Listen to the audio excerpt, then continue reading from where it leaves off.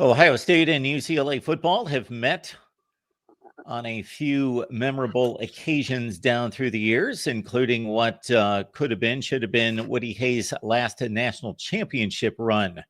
We appreciate you being here at the Voice of College Football. The two get together, of course, at Ohio Stadium on Saturday night. Comments and questions are welcome there in the chat.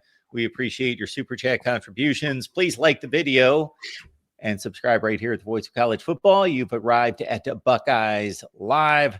Another edition here with Steve Hellwagon right next to me. Bucknuts 247 Sports.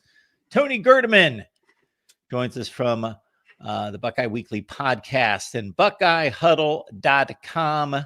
Make that a destination for your Ohio State football knowledge. Hey guys, how we doing today? Doing good. Trying to wake up still. I hear you there. I guess the Buckeyes went out to West Lafayette, and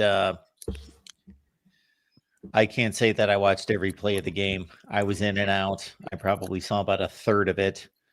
And what stayed with me is that they didn't cover the spread to help me out there, and they let Purdue score a touchdown last 2 minutes. So that is always my takeaway from these games these days. But you can't yeah, be everything to everybody. Pretty methodical win. Let's say that. Yeah, that was the word I used to describe it, methodical, because I mean, it just kind of built, and it built slowly. You know, it was just one of those things. And they really took control at the end of the first half and, you know, got it out to 24-3 there late. And then with a field goal right before halftime. And you know, it was never really in doubt, I think. I mean, they were behind 3-0. I calculated that through 9 games, 540 minutes of game time, they've now trailed a total of 26 minutes. So, including a few minutes here this past week when they were behind 3-0. So unacceptable. You know, yeah, it's just terrible. You know, when our friend Heather Dinich is talking about all these different things, how about give me some game control, you know? So yeah, we were watching it last night there at the Ohio State basketball game, and our friend Pat Murphy had some very choice words for her as she was going through her little contrived little, you know, mechanisms to prop up the A&Ms and the Alabamas and the Georgias and anybody but Indiana, Ohio State, and Oregon. So there you go.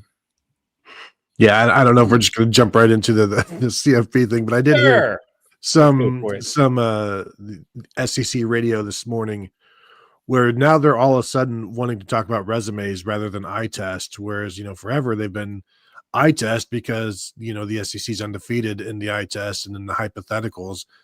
But then they want to talk about, and I heard them talking never about, lost a game in hypotheticals. Never.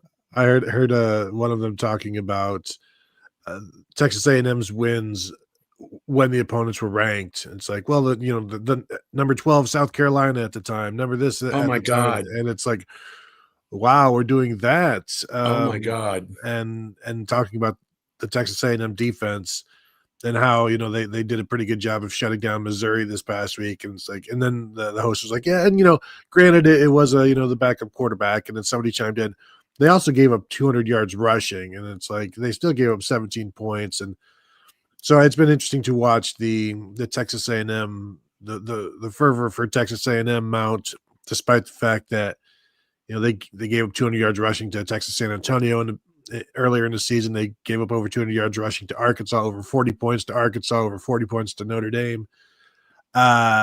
Just some flaws there. And then I always love they beat LSU when they were this ranked at this point, and they beat this team when they were this, you know, ranked at this point. And it's like, that's not what we do. That's not how we do this. And especially when you've got so many teams that are overranked in the SEC to start the season, and it takes a while for them to drop out, like LSU took, you know, many months to finally drop out of the top 25.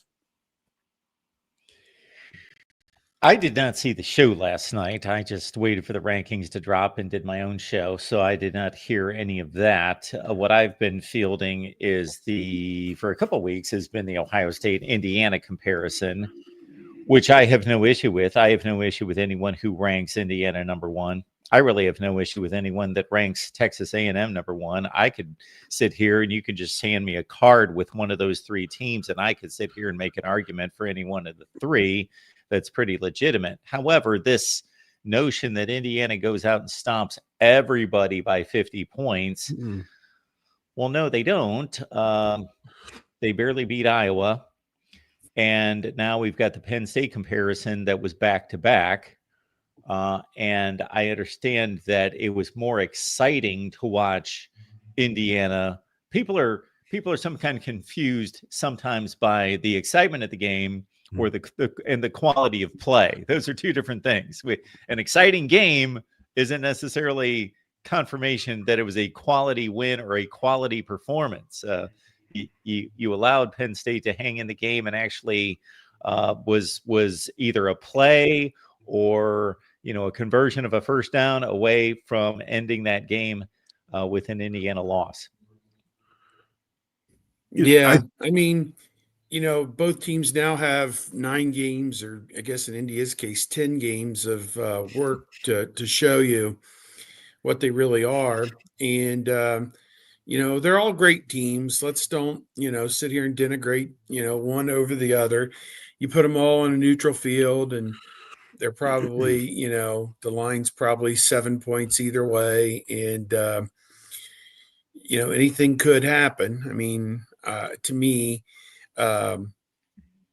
it just Ohio State has had such a death grip on this season. I mean, they have shown very few vulnerabilities throughout this season, and at no point did you ever feel like they were going to lose a game. I mean, whereas we've seen it with some of these other teams that they've been in definite peril. So, I mean, that's one thing that you think about. Then, of course, you have to look at who they've played and everything else. But to me, Ohio State is right where they need to be. And just keep doing what they're doing and get healthy. I think that's the biggest thing. The offensive line, a little bit banged up right now, and they got to get those guys healthy. I thought they really did a great thing this past week by playing as many different players as possible. Like I wrote, they took 74 players on the trip, and doggone near 74 people contributed in that win. And so many people were involved in that. You had a backup linebacker. Peyton Pierce was the leading tackler with 6 tackles. So there were a lot of people walking around the facility this week that had a hand in the victory. And yet, there's room for improvement, certainly. So I think that get everybody healthy and continue to play your best football at this time of year. And, and just take it for what it's going to be. Yeah, and get Carnell Tate healthy as well. To Ed Rogers' question here, why is Nate Roberts getting carries? I guess it's because they're going to play him at fullback, and so you want to have the fullback dive in your repertoire if you're going to have a fullback. That's his second carry of the year, I believe. This last one did not go well, and he had no momentum, and I'd rather see CJ Donaldson there, frankly. I thought he did a very good job of lead blocking on the Lincoln Keynote's touchdown run. But this is, if you're going to have a fullback, I guess you got to let him touch the ball here or there. They did it with Mitch Rossi. They did it with Zach Boren. If you've got one, I guess you can't just make him a blocker. You got to make defenses respect the possibility that he's going to touch it. Maybe. But one last thing on the Indiana thing. I've said it for weeks. When everybody talks about how Indiana is just blowing everybody out, America missed Indiana's win over Iowa because that was the same day as Oregon, Penn State, and that blew everything up. And so everybody missed the fact that there's a 15-10 game and that Indiana does not, in fact, blow everybody out. But they get the credit for it. And I tweeted this out like a week or so ago that if Ohio State played Indiana's non-conference schedule, you'd be hearing a lot of people talking about Ohio State's poor non-conference schedule, and as a reason they shouldn't be number one. Yeah, as they did last year. And of course, they in Michigan, neither of them played a Power 4 non-conference opponent the year they won the national championship. And, you don't see anybody looking to take those championships away because they won them on the field. So I don't think any of that really matters. I'm arguing with somebody in my chat about Notre Dame, make them join a conference. I'm like, look, their 12 games is every bit as good as your 13 games. If you took Grambling off there, it's the same. It's all the same. So, it really, really doesn't matter. I don't like that Notre Dame's not in a conference, but to your point, Steve, now that we're in a 12-team playoff and not a 14 playoff, which 90% of the time forced you to play in a conference championship game, there were very few teams, obviously, that advanced without going to a conference championship game in a 14 playoff. Notre Dame is generally being compared to teams that played 12 games that did not get to conference championship games or lost them. So I don't know that it much matters. Now, I do want Notre Dame to be in a conference just for the uniformity of the sport. And what was the point before that? There was something I was going to go with. Iowa didn't have its starting quarterback against Indiana in the fourth quarter either. And if you watch that game, they missed some plays. If they would have had just some semblance of a quarterback who could throw a swing pass or a screen, but they didn't have that. Iowa and some semblance. Boy, oh boy. If they just had some semblance of an offense. Yeah, they I think their defense beats their offense so bad in practice every day. They have no confidence when they get into a game on Saturday. Well, we obviously haven't moved it all week, so we can't move it today. If there is a team in the nation that is oh so close to having a special season, it would be Iowa, because they're basically 3 plays away from being undefeated. Yeah. If my uncle had, he would be my aunt. So there's probably going to be a 3-loss team in the playoffs, and if Iowa wins out, maybe it can be them. But I think the SEC is going to get that 3-loss team in there. I think their name is Oklahoma, if there is such a thing. Yeah, I was watching some playoff talk, and it is interesting the way this is going to shake out in the next 3 or 4 weeks, because, USC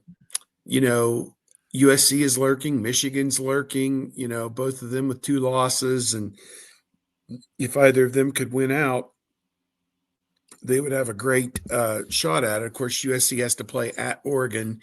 Michigan has to play Ohio State at home. So, it could get interesting here to see if the Big Ten can get a 4th team in there. But, I guess just as our friend Noon would say, just put all the SEC teams in, so.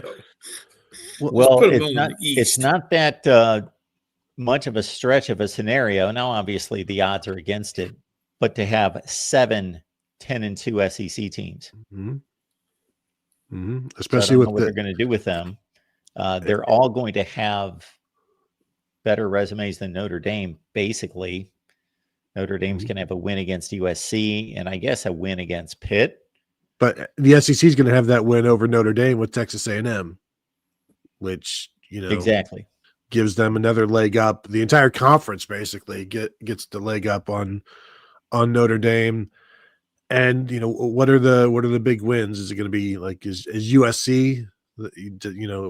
I'm not sure they're going to beat Pitt this weekend, so we'll see how that goes. That'll be an interesting game. But I mean, if Duke wins the ACC, does the ACC even get into the playoffs? Yeah. Like there's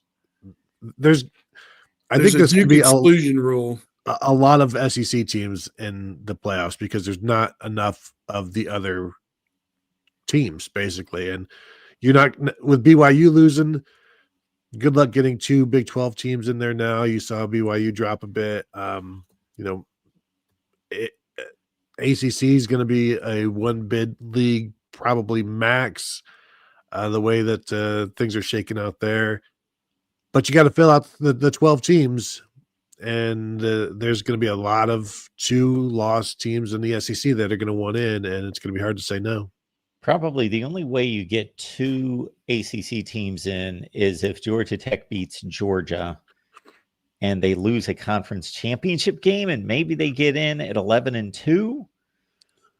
But again, Duke would have to be 9-4. They've got to win the rest of their games, and they're 5-4 right now. But they've got a path to win the ACC, but with 3 out-of-conference losses. So, Could Hoodie get in at 7-6? Maybe, I don't know.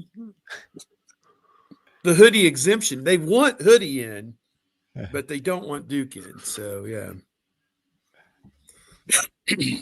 Yakov stepping up here. We appreciate Yakov. What do you got here? If draft eligible, your best guess on Julian Sayin? Well, it's a bad quarterback draft this year, but I think they need to see more out of him to convince themselves that the size won't matter. His size is a problem. Yeah, being 6'1.5", or else they'll say 6'1", 210 isn't going to be an issue. It hasn't been an issue at Ohio State yet, but I mean, he's certainly. Here's the thing: like he doesn't have all of the measurables that you overdraft somebody on. Like a year ago, people were talking about DJ Lagway being a future number 1 or Lenore Sellers being a future number 1. It's not because of what they're doing, but it's what they could do. With Julian Sayin, you're seeing what he's doing, and like that's the reality of it, and it's all amazing. Yeah, but he's got great receivers. Well, that's every quarterback at Ohio State since Ryan Day's got been there. So like I just don't know how they feel about him being 6 foot. But it has not really hurt him here at Ohio State this year. He's been able to overcome it for the most part, and really hasn't suffered because of it. There haven't been a lot of deflected passes, and his completion percentage has been amazing. Being in the stadium this past week at Purdue, 2 of his throws were just incredible. The one where he threw the ball to Jeremiah Smith down to the 1-yard line, and Smith kind of makes this catch falling backwards out of bounds at the 1-yard line. I could tell, I knew that Smith was covered to a degree, kind of in my side view. And when I looked back to see where the ball was on this high arc. And I knew immediately, I was like, oh my God, he's going to complete this. And he did. And the very same thing was true on the play where he rolled to his left and then threw kind of back to Smith on a post route. Same thing. I looked back to see where the ball was, and it was on a high trajectory where only his guy could get it. And 30-some yards downfield, both those plays. And those were 2 amazing throws. And maybe you see the TV doesn't follow the football a lot of times, and you can't see that. And even if you could, it's moving so fast. It's on I call it a small screen. You could have the largest screen in the world, but you're still not going to follow that football perfectly on television. Like we get at least a little bit better perspective view of it being there at the stadium. Those 2 throws were incredible from my vantage point. Just the air he put under both those football, the air and the zip, the combination of air and zip. I mean, that is a magician who can do that. Completely agree. It's been fun watching him every single week. I think this is 3 straight weeks. He's increased his completion percentage over the, his season average, which was already, approaching 80, and it just keeps rising. And, I don't know that this UCLA defense will do much to stop him. Maybe the rain could, if there's some rain, that might slow things down and bring some numbers down. But there's been a few times this year where, like watching from the press box, I'll see Jeremiah or Carnell break open, and then I'll go back and look to see what Julian Sayin's doing, and the ball's already gone, and then I have to go back and find it. Like, okay, well, who's he throwing to? And then it's like it's just bang bang on a lot of these throws, and that's one of the things Ryan Day says about it. Like the thing that he does best is he sees it and it goes. And They want to make sure he stays aggressive with that. And even though they only threw a few passes downfield, the 32-yarder and the 35-yarder to Jeremiah, they still ended up with over 300 yards, completing over 80% of his passes, and they took what Purdue gave them. And that's another thing about this offense. They're very patient. If you just want them to dink and dunk, they'll do that. But if you want to play aggressive like Penn State did, then they will go over the top and say, see you later. Yeah, I look at it, and he goes into the game, let's say 78%, 80%, and you're like, oh, this has to lower his number. And then you look on the stat sheet that he completed 81% of his passes. You're like, oh, no, it went up. Oh, he completed 83% of his passes. Oh, my God, it went up. His percentage just keeps going up and up and up and up. He'll be like 83 or 84% by the end of the year at this rate. But, yeah, he's putting this lead, this record way out of reach. I presume this is going to be a record for X number of attempts, but guess we'll get there when the time comes. But it's been a lot of fun to watch, and the hope is that Carnell Tate, we'll find out maybe a little bit more today with Ryan Day, that Carnell Tate should be back. They're hoping that Philip Daniels, the right tackle, is back, although Ian Moore played a pretty good game there. He said yesterday that Tegra Shabola and Josh Padilla are likely to split time at right guard. Ethan Anianwa got a few plays there this past week as well. So, it's been it takes a village, I guess. And in week 10, you're to the point where, you've played a lot of players and gotten a lot of people experience. The only person who hasn't gotten any experience, the backup quarterback, one Logan Keenholz, really hasn't taken many snaps. They threw him in there for a touchdown on the goal line this past week. But in terms of getting into a game, reading defense, throwing footballs, he's done precious very little of that. So say a little prayer every day before you go to bed that nothing bad happens to number 10, Julian Sayin. That would be a really killer, I think, if something were to happen to him. Every week, like in the day or two following the game, I'll just start digging up some more Julian Sayin stats and tweeting them out, and I can throw a couple here for you now. So this season, he's thrown consecutive incompletions just 3 times this year. Never more than 2 incompletions in a row, never more than once in a game. He's only done it once in the Big Ten, throwing consecutive incompletions, which, I'm not going to go back and look to see how often that's happened. Yeah, go ahead, Mark. What was the last one in the Big Ten? I believe Penn State, perhaps. Oh, no. He's only thrown consecutive incompletions. Yeah. Once. It was Penn State. He did it against Texas. He did it against Ohio, and he did it against Penn State. And so that's one stat for you to consider. Another one. He's never not hot. It's it's. And that was pretty during amazing. that awful 20 for 23 day. That Yes. he threw the back-to-back incompletions. Yes. Over the last decade, Will Howard, like all of the starting quarterbacks aside from Julian Sayin, so Will Howard, Kyle McCord, CJ Stroud, Justin Fields, Dwayne Haskins, and JT Barrett combined to start 117 games. In those 117 games, they completed 80% of their passes and threw for 300 yards 14 times. Julian Sayin has done it 5 times in his 9 career starts. So he's on pace to catch them maybe by the end of the year. I don't know. Let's see. Yeah, and that's those five games of 80%, 300. That's the same number that CJ Stroud had in his career in his 25 starts as Ohio State starting quarterback. Here's one more for you, Mark. So Julian Sayin leads the nation in completion percentage, and the separation between him and number 2, Carson Beck, is the same margin between number 2 and number 55, DJ Lagway. Just some things for you. What is that? I saw in the comments, Ed Rogers said that Sayin would be the first pick. We never really did give a range. I would think late first if you didn't need a quarterback right away, and probably second if you did need a quarterback reasonably right away, because you can't take him early first at this point. I'd like to think maybe one day you could, but I just don't think at this point he's at that level. I think he's got to get a few more games under his belt. A year from now, we'll be sitting here saying, oh, yeah, no doubt, first half of the first round. maybe not the first 3 or 4 picks, but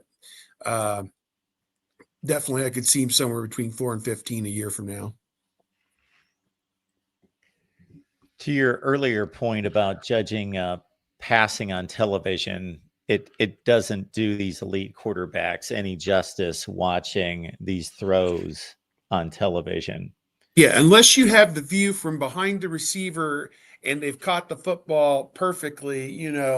There was one shot of that pass that Terrell Pryor made to DeVere Posey, I think, in the Rose Bowl, the back shoulder throw at the goal line where they caught it. It was the Rose Bowl, so they had 30 cameras, so they caught it perfectly. And that's one of the rarities, is if you can get that one spot where you could see him release it, go over everybody, and then drop right into the basket.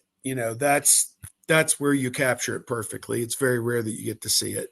Also, the length of the throws. Yes. Even a swing pass in the flat, if they're standing on close to one side of the field, close to the hash and throwing to the other side, let's say, just any of these throw, like a 12-yard out, by the time you're throwing the football across the field to the sideline, I know we don't get the appreciation, because I've been plenty at games and on the field and practices on the field versus watching on television. And I've been years and years and years removed from being on the field watching these throws. But yeah, you get deadened to the skill set because it just seems like, he threw it that far. One of my favorite throws, and I don't know if it was Penn State, but from watching above, it was a deep back shoulder throw to Jeremiah Smith on like a 3rd and long or whatever. And you're watching this happen. Like, the throw is like released and it doesn't necessarily look like it's going to anybody, but like Jeremiah is over there, and it's just a perfect back shoulder throw that just looks so easy on TV. And then you see it like live. You're like, I don't even know how this is so easy for them, because it's just, there's no way to defend it. And there was one where, that may have been a 3rd and long, where they had everything covered perfectly. And it's like, doesn't matter because you've got the back shoulder with Jeremiah, and, it had to be Penn State. And it's just, there's sometimes where Penn State had Ohio State defended perfectly, and it didn't matter because they have pinpoint passing. Ohio State fans, if you only watch Ohio State play, you may want to watch some other college football. I have similar recommendations for people that watch college football quarterbacks and criticize them on a regular basis because they watch too much NFL, because there's obviously a leap there as well. But I'm watching that Oregon-Iowa game, which was an excellent football game, but Iowa's quarterback, Mark Gronowski, I was doing the Rolodex through Big Ten quarterbacks. He is the worst passer in the league. He's not good. He is not a good thrower of the football at all. And it's just to compare he and Julian Sayin. And then Fernando Mendoza obviously pulls a rabbit out of his hat, but he had the help of 2 just ridiculous catches on that drive. Plus, he threw himself into a deficit with an interception, and people are patting him on the back, rightfully so. Players make mistakes, quarterbacks throw interceptions. It's a tough sport and a good defense that he's playing in a hostile environment, and they got the job done. And that's more impressive because of the excitement level of the game than Julian Sayin against the same defense a week before, going 20 for 23, and Ohio State putting them away by 24 points. I think one of the positives for Indiana in all of this is you've seen Fernando Mendoza respond to adversity, whether it was throwing the pick 6 against Oregon, and you think, well, here we go. Indiana's a fraud. And then he bounces right back and takes it down the field for a touchdown, never blinks. And then this one, he throws an interception to give Penn State the lead. And then that final, and even they had a drive after that where they punted because they couldn't pick up first down. Then that last drive when they had, 90 seconds or whatever, and there was no room for error.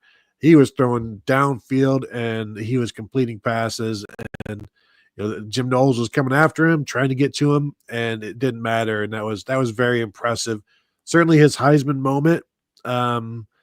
But I don't know what Travis Hunter's Heisman moment was. I don't know what Caleb Williams' Heisman moment was.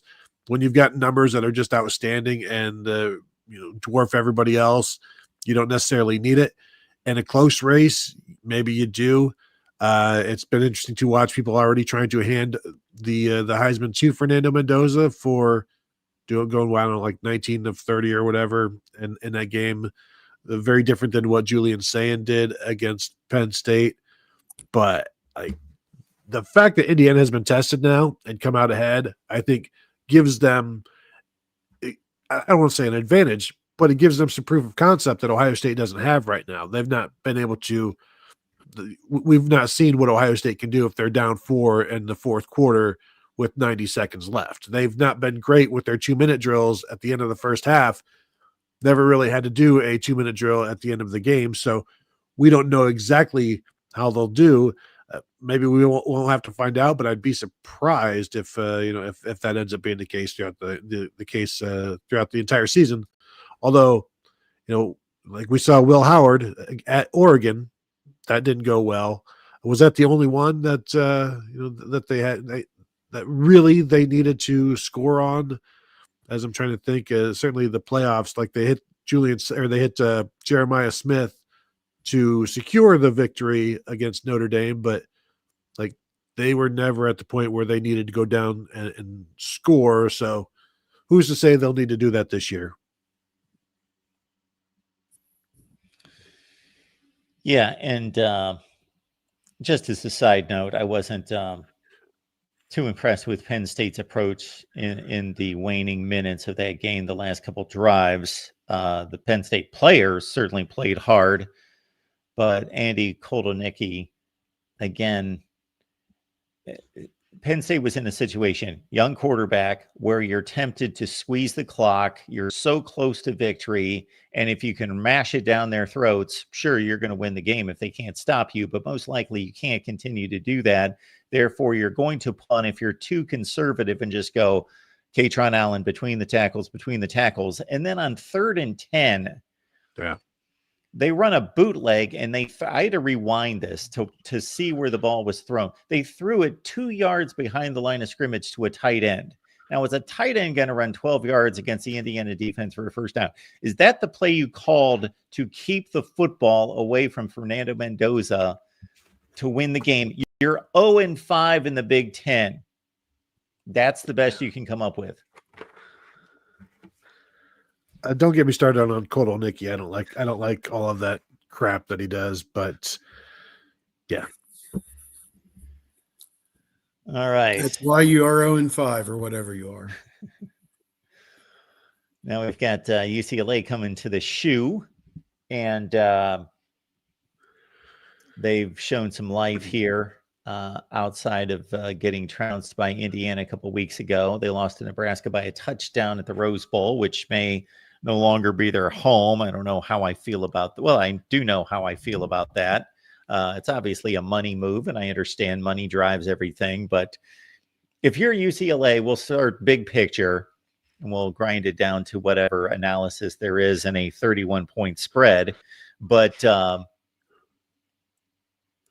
last cachet that UCLA has as a football program at all, they've been completely irrelevant since Cade McNown, is that they play at the Rose Bowl. They play at the venerable ground, the Rose Yankee Bowl. Stadium Yes, of exactly. the That's Wrigley the one Field thing of people know college about football. UCLA. They play at the Rose Bowl, and I'm sure you guys have been there. I have not. That it's decrepit and outdated and all those things, but just the cachet of playing at the Rose Bowl, and on television, it still looks amazing. And now if they go play at an NFL stadium, they have lost all distinctiveness to that program whatsoever. With us, not with recruits, though, maybe. Sure. What do 16-year-olds care about the Rose Bowl? It's always just been a bowl their entire lives. It's no different than the Sugar Bowl or the Orange Bowl or the Outback Bowl or whatever. It's just a bowl on the way to something else.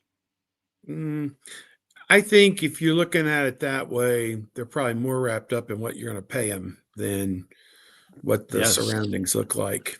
And I don't know. They got a lot of problems out there.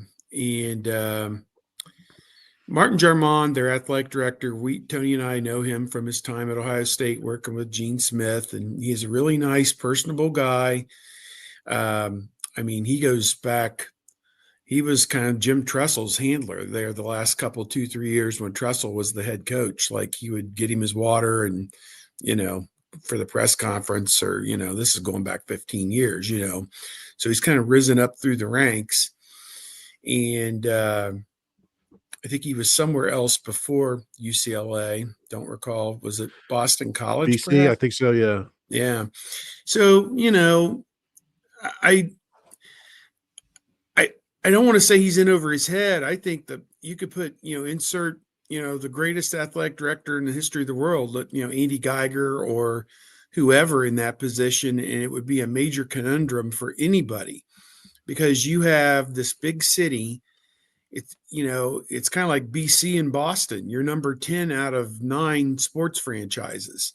And it just, they're even the basketball is really struggling at UCLA to get a following right now at Poly Pavilion. Just, it's been so down for so long and just underappreciated and not cared for on everybody's watch for the last 20, 25 years, that they are in a serious position of just they're trying to get people to care, trying to get people to come, and at the same time rouse up millions of dollars for NIL and pay to play money. And it just, I don't know how it comes out of this. I don't know how they come out of this with a good ending. It just, they're not building this on a firm foundation. They're trying to skip the foundation and put the roof on the building, and it doesn't work that way. So you got to start with good people, good coaches, good prospects, and build the house from the bottom up, which is put a good product on the field, cash the Big Ten checks as we go, and then eventually you'll be able to put nice things inside the house and put a nice roof on the house and have something that they're trying to skip from, step A to step F, and it just doesn't work like that. And I don't know how it will. They want to go down to SoFi and overcharge people for club seats and suites. It's like, who in their right mind would give you any money for any of that? I can go to a ticket broker and hand them $50 and sit on the 50-yard line, 10 rows up. I impress my clients that way. With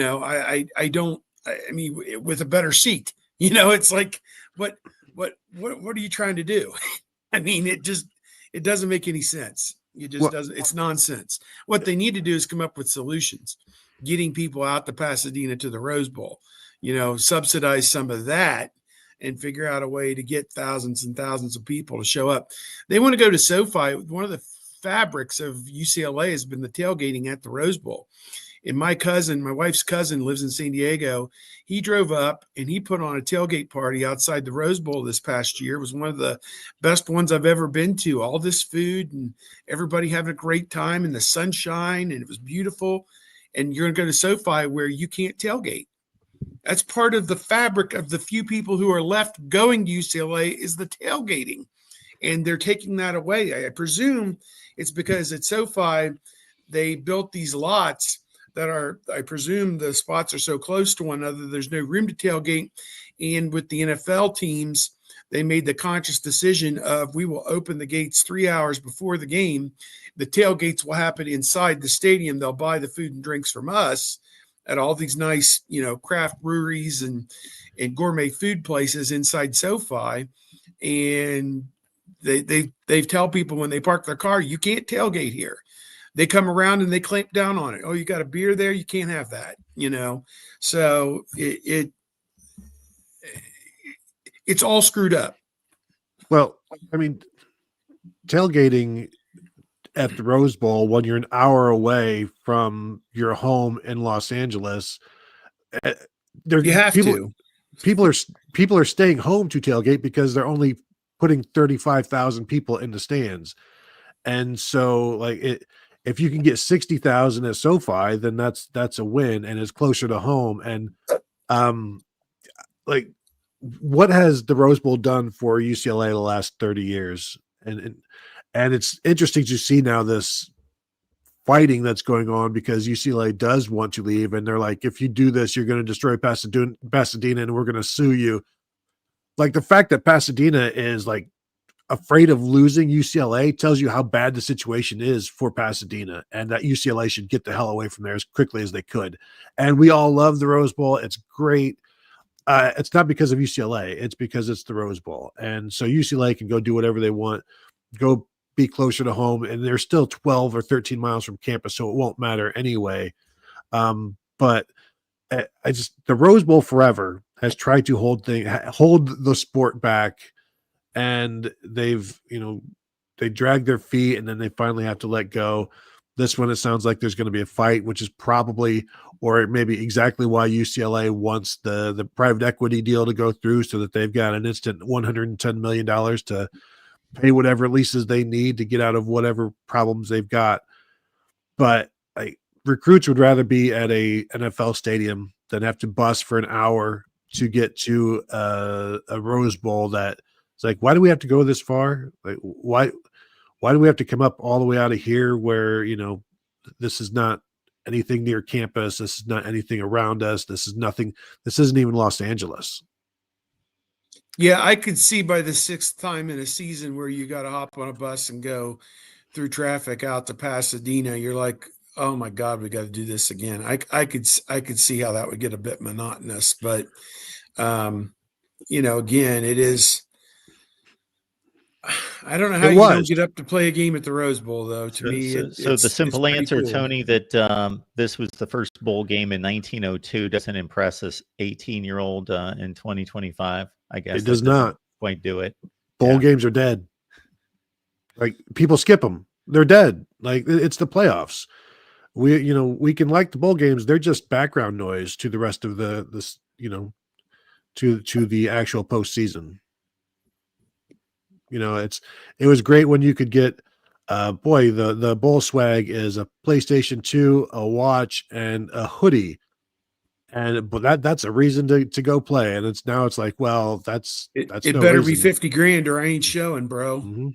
And even then, your agent's going to say, don't risk it. They knew I was going to be late to shit when they voted me captain.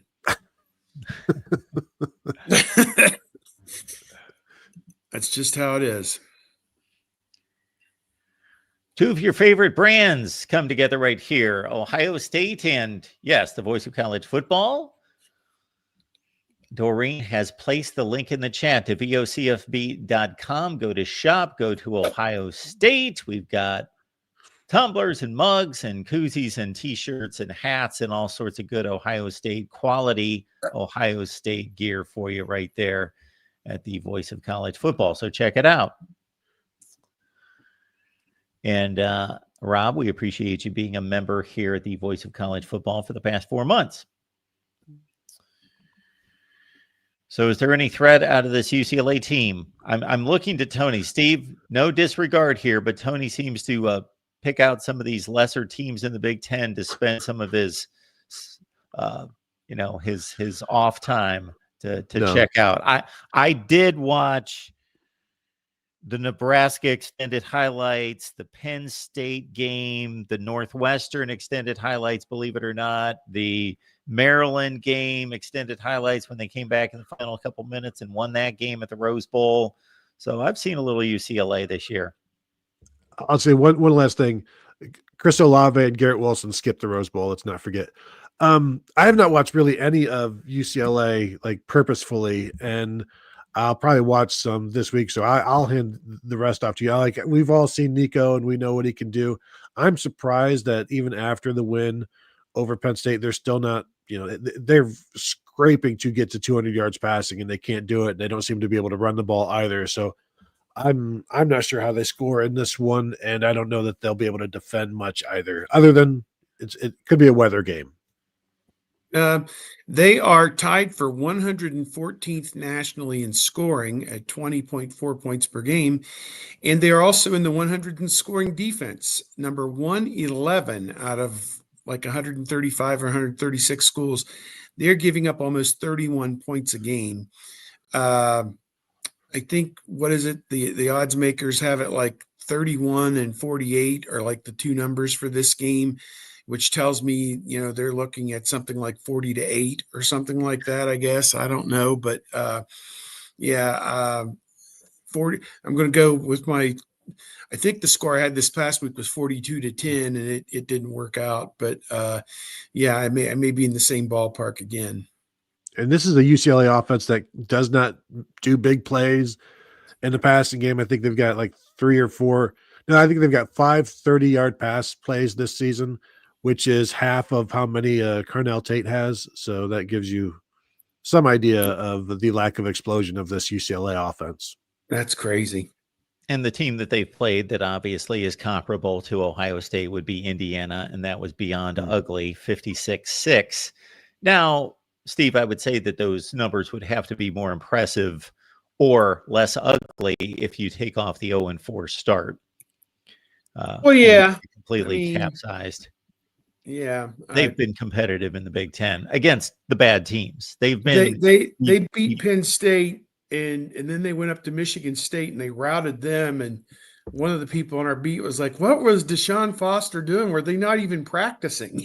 It's kind of like what was going on. They put this Tim Skipper cat in charge, and all of a sudden, they're falling over wins. Or wins are cascading all around them. But we were listening to the Nebraska UCLA game on the radio, and I think it got to 28-7. We're like, well, that's enough of that, and went, to whatever other game was on, just because they weren't being really competitive. And they did come back and mount a challenge. They got it down to 28-21 with 5 minutes to go, but their defense couldn't stop Nebraska, and the backup quarterback in the run game from Nebraska ran out the last 5 minutes of the game, and Nebraska wins 28-21. So, I don't hold out a lot of hope for UCLA this week. I just don't know. Again, coming 3 time zones, flying all the way out here to get your head bashed in. I just don't know how excited they're going to be about this game. But we'll see. At least it's a night game and it won't be super cold. So it'd be no different than going to like Washington State for them or something like that. But Ryan Day, clearly you could hear him talking about Nico Iamaleava and the respect that he has. And certainly everybody that played on this defense dealt with him last year and saw how he just kept fighting and would not slide and would be okay taking some hits. And just be careful this week. He's going to try to make everything happen and make things happen. And it could end up being bad for him. Would they crack 2 helmets of his last year? I wonder how many helmets they brought for him this year. He was the offense. They had no Dylan Sampson. They had no downfield passing game, and he just would tuck it and run, and for worse most of the time. But what little offense they did mount was him running the football. Yeah, that was it.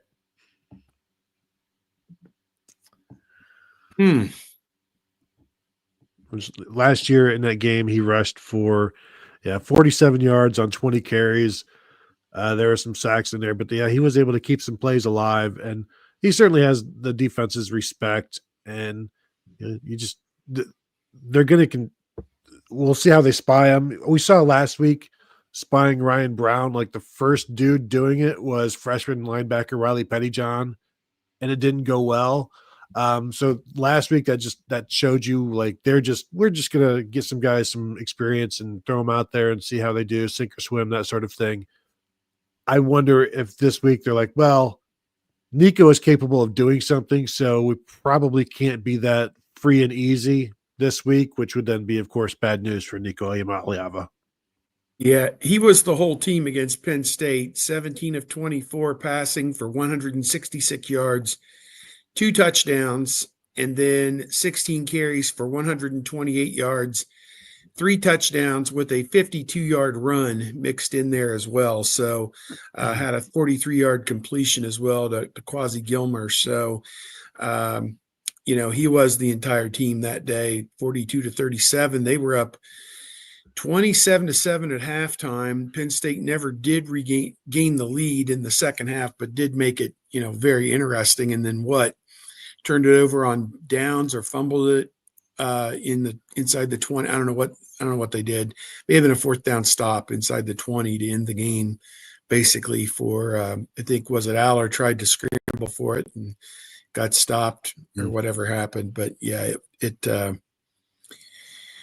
that was a win that, catapulted them into 2 more wins, but again, crashed back to reality, 56-6 against Indiana, 28-21 Nebraska, and now coming to play Ohio State. I don't have let's see here what ESPN says the exact up to the minute on this is 32.5. Good Lord, it's going up from what it looks like here. It started at 30.5 and the over under is 48.5. So yeah, that's absurd.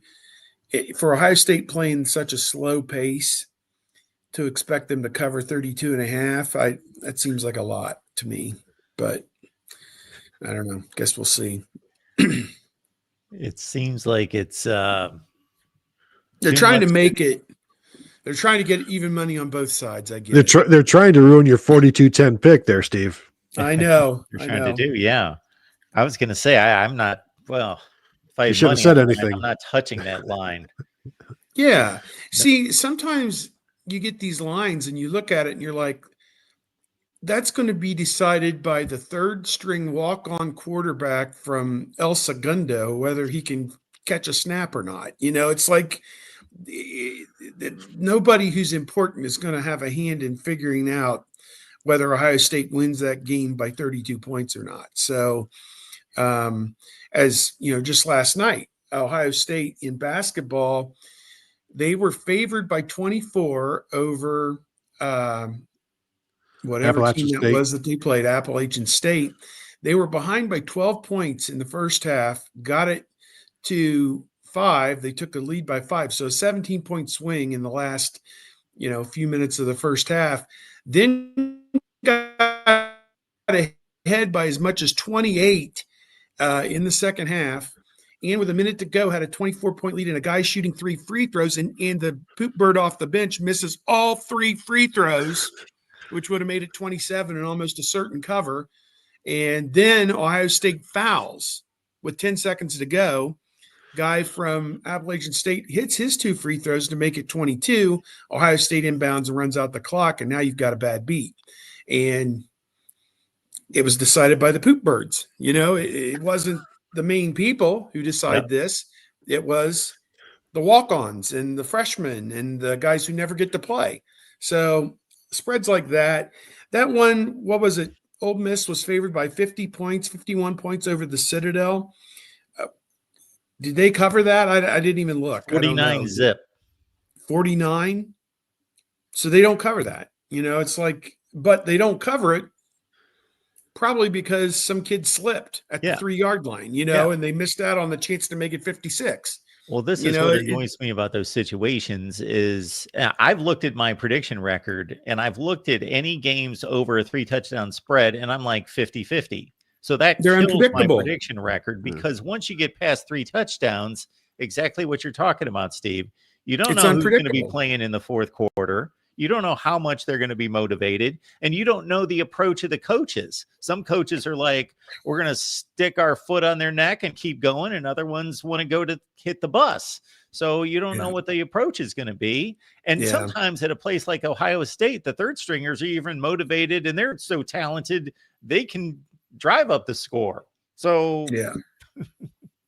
Ohio State's track record in this situation, get the ball back with 5 minutes to go, up 25, is get 3 first downs and then take a knee. And that's it. You think 5 minutes, they'll go right down and score. No, they won't. He's gonna try and take that 5 minutes off the clock in 5 minutes, and it's over. Go shake hands. Let's go. Let's get out of here. That's I don't know. That's just my 2 cents on that. But I'd rather bet a game where it's 3 points either way. I got a pretty good idea, Yeah, you're of actually what could. predicting the quality of the game in the two teams. You're not Yeah. trying to guess what's going to happen on a 35-point line. Hey, Tony, real quick. There's Yep. been a bunch of commitments here in recent weeks where there weren't any for months and months and months and months on end when we didn't think they had any NIL money and they were losing out on one 5-star after another. Not that they're taking a bunch of 5-stars here at the 11th hour, but there are a few guys that have committed. What do you make of that? Just do you think, as he kind of said, he is under this paranoia that they're going to lose 10 guys in the portal in January and not be able to do anything about it? And I'm kind of like, well, there'll be 1,000 and some guys in the portal. They don't have to decide by January the 20th. They just have to enter it by January the 20th or whatever the date is. And I think he's being a little short-sighted about this. I don't know, but he thinks they're going to stock up on high school guys to make up for the 10 guys they're going to lose in the portal. Well, I mean, they've got 25 guys committed now. You see Legend Bay there, who will probably start out at running back, ran a wind-aided 10-2-3. Ryan Day, as you said, like he's concerned about after the national championship game or whenever Ohio State's done playing in the playoffs. He explains this, and I don't understand it. Well, players can leave, but if Mitchell Melton and whoever that you didn't even use, CJ Hicks or whoever it'll be, goes into the portal, who gives a shit? I mean, there's 1,000 Bo Atkinsons that'll be in the portal that you can pull out of it. I don't get his paranoia on this. I think his thing is that it's better to know, like it's better. They want to retain because the programs that retain are the programs that win and stay consistent. So unless you're pushing people out, you'd like to keep the guys that you know rather than bringing guys. Because I bet they thought they'd get more out of Bo Atkinson this year. So I think it's always more the devils than otherwise. But I also think they got plenty of room to go ahead and keep bringing in some recruits, and they landed a versatile guy in Legend Bay, and good cornerback in Jay Timmons, who probably could be a nickel, and they're still out there on another cornerback that could be popping here pretty soon. And it's just interesting as you see all of this fluctuation of the college coaches and all of the firings. Ohio State is now making moves late in the calendar, which is generally not how things usually go for Ohio State. So now they're able to come in and sweep in and flip some guys down the stretch because everybody's getting fired, except for Ryan Day. Use your spatula. And Jay Timmons, the son of a former Florida State player, so he was committed to Florida State, and they flipped him there to, things are not going well at Florida State. Take advantage. Like in 2017, things are not going well in the state of Texas. Longhorns, Aggies. So you go get Baron Browning, you go get J.K. Dobbins, you go get Jeff Okuda. Like you make out when there's an opportunity.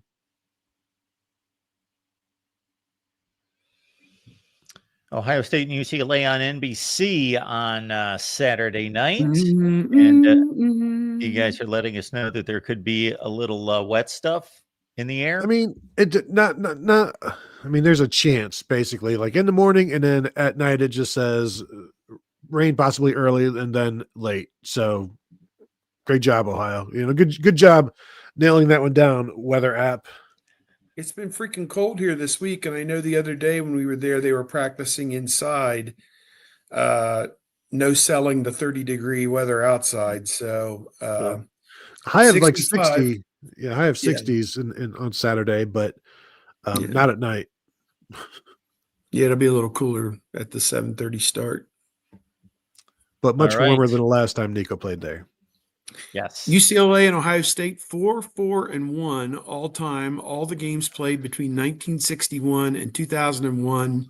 They split the last home and home. 1999, Ohio State won a night game 42-20. I think Deshaun Foster played in that game for UCLA. And then Ohio State went out there and played 11 days after 9/11. I was at that game. It was one of the first major sporting events.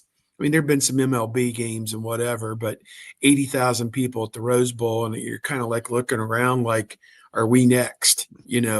Could somebody do something here today that would make a political statement of some sort. But I remember they had a moment of silence for all the victims of 9/11 before the game, and a chant just started, USA, USA. And it was just one of the great moments. I remember being at a game in Ohio State. It was one of the worst Ohio State football games of all time, 13-6. They lost.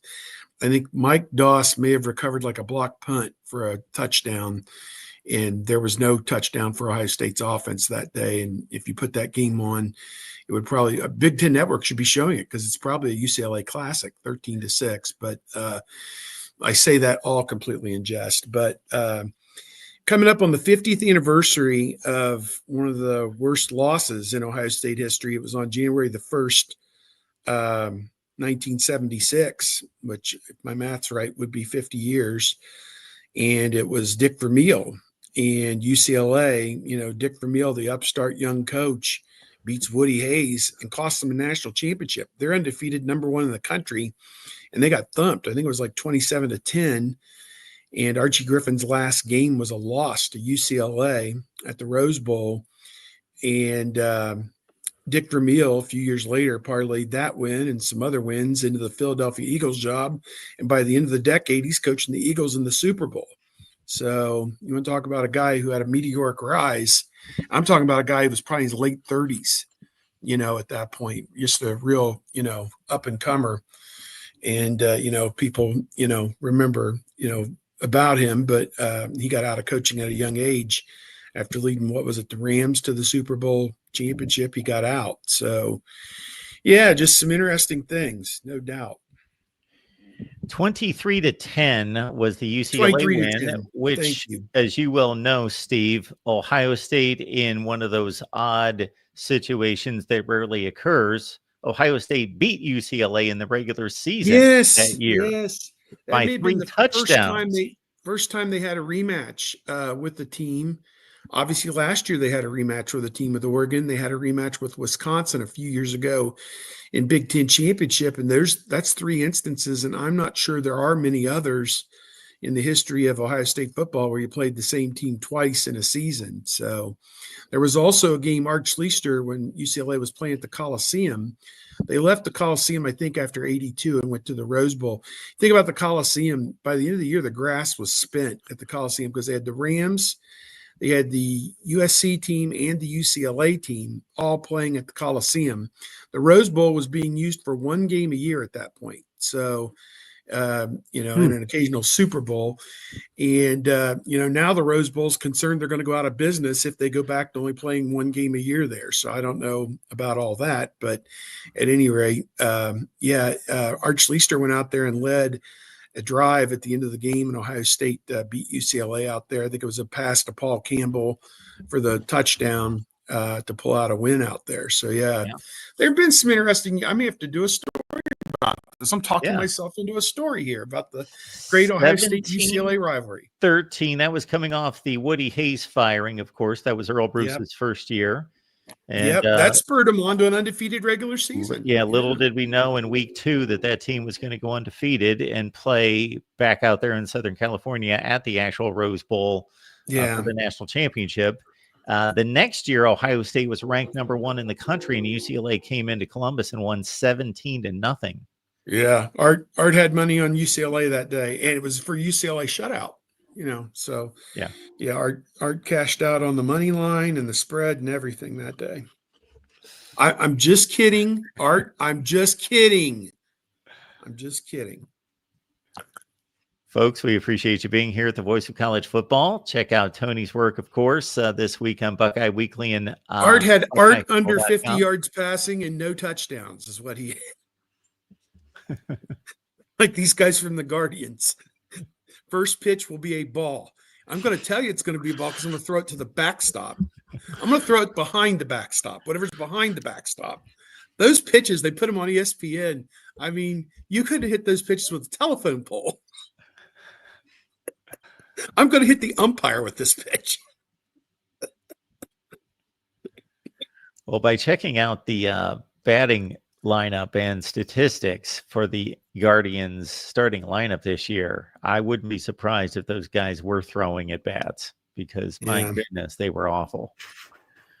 Did you guys, somebody posted this stat, and I know we're way off topic here, but Major League Baseball in like late mid 90s or whatever, out of all the guys who were eligible for the batting title, like 30 to 40% of them were at 300 or better. This year it was 1%. 1% Yeah, I've batted seen 300 or stats like better. that. It's not, it's really not better baseball. It really isn't. It's faster baseball. We get an outcome quicker, but it's really not better baseball.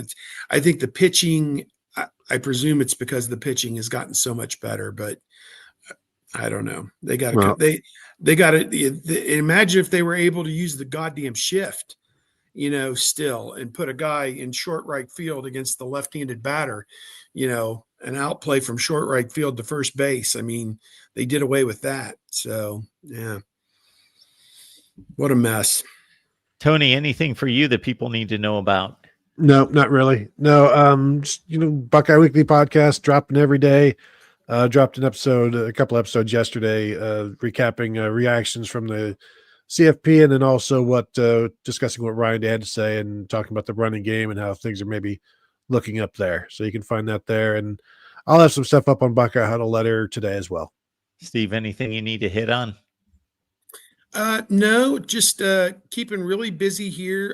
Again, basketball 3-0. They're going to play Notre Dame Sunday at 12:30 on Fox Sports 1. It'll be our first real chance against a Power 5 opponent to see how good they are. And just I'm going to post my game data page here. I'm wrestling with that pick on UCLA and Ohio State, whether it'll be for the 32 or not for the 32. Well, guess we'll see here in a little bit. Kind of my stance on this whole thing is, and I said this before, is play the visiting team plus 32. And then if Ohio State covers the 32, well, you're still smiling because your team is, just the best team in the world. So, I don't know. Don't bet on college basketball. Well, I'm talking about, the football. Oh, sorry. Yeah, the football 32. Basketball, that game will be like 6 or 7. Probably Ohio State favored, in that both teams are 3-0. So we'll see. But our friend Shrewsbury, Shrek, as I used to call him, is the former Penn State coach. He's the Notre Dame coach now. So he'll be back at the shot on Sunday. All right, folks, make it on back next Wednesday, and we will see you for Buckeyes Live.